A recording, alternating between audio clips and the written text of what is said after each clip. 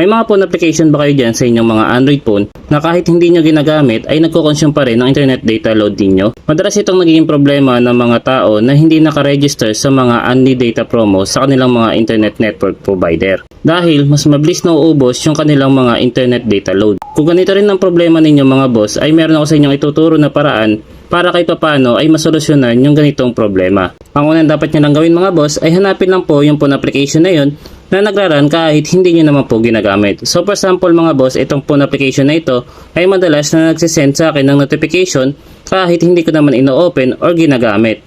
So ang kailangan nyo lang pong gawin dyan ay ilong press lang po yung phone application na yun. Pagkatapos kapag nilong press nyo po yan ay may lalabas pong mga options sa itaas.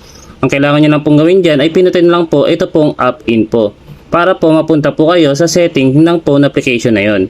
Ngayon kapag nandito na po kayo sa setting ng phone application, ang sunod nyo naman pong gagawin dyan ay hanapin nyo lang po itong data usage detail. Ngayon kapag nakita nyo na po itong data usage detail ay pinutin nyo lang po ito. Sunod naman mga boss, kapag nandito na po kayo sa mobile data usage, ang kailangan nyo pong gawin dito mga boss ay i-activate nyo lang po itong disable mobile data. Pinutin nyo lang po yan at i-turn on.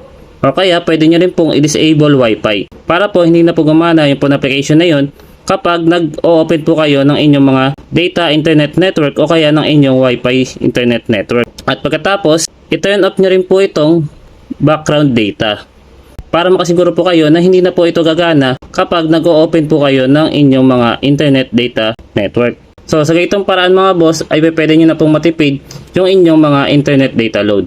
So sana po ay makatulong po sa inyo ang video na ginawa ko, at kung nagustuhan mo naman ang video na ito ay isang thumbs up lang at thank you comment ay masaya na ako. Share nyo din po sa iba baka po makatulong. Marami pong salamat mga boss.